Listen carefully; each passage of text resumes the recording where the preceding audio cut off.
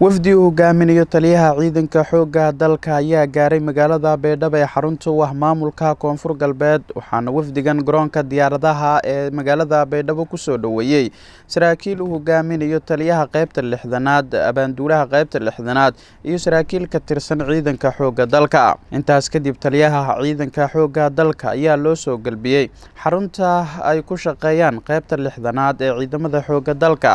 waxaana warbaahinta ay kula hadleen halkaasi taliyaha qaybta 6aad Generaal Maxamed Sheekh Cabdullaahi waxa uu sheegay in taliyaha safarkiisa uu ku qotomo in tababar u soo xiro cutubyo ka tirsan ciidanka xooga dalka qaybta 6aad oo muddo tababar u socday waxaana soo gaaray wafdi uu hogaaminayo taliyaha xooga dalka Soomaaliyeed iyo wafdigiisa waxaan ku soo dhaweynay International Airport Shatigud Baydhabo waxaan ku faraxsanahay inaan soo dhaweyno taliyaha xooga dalka Soomaaliyeed iyo wafdigiisa iyagoo u yimid kormeer shaqo qaybta 6aad waxaan aaminsanahay in uu la kulmi doono ciidan diyaarsan tababaran isla markaasna aan rajaynayo inuu dhiirigelin u sameyn doono ciidamadaas muddada dheer la soo tababaray oo ay tahay xafladooda bari insha Allah waxaan ku soo dhaweynayaa taliyaha xooga dalka Soomaaliyeed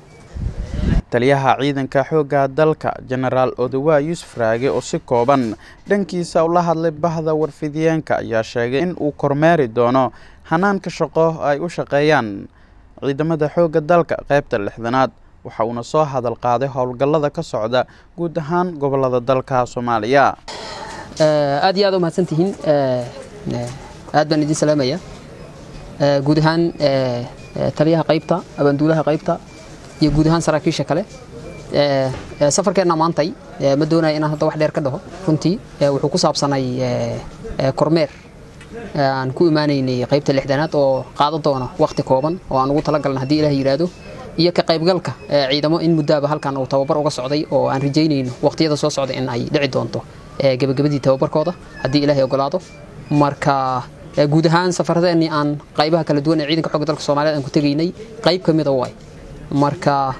insha Allah ta'ala waa wixii kale nagadalan iskala socdoona aad iyo aad u mahadsantiin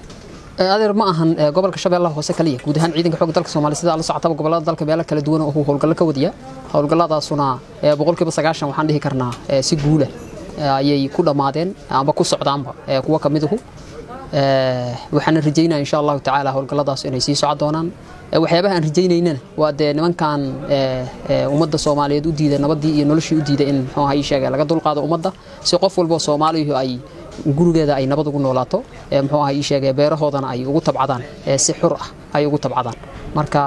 dabcan waxaan isleeyahay waa Shabeellaha Hoose kuwa ka socda guud ahaan gobolada howlgallada ka socda qayb kamid ah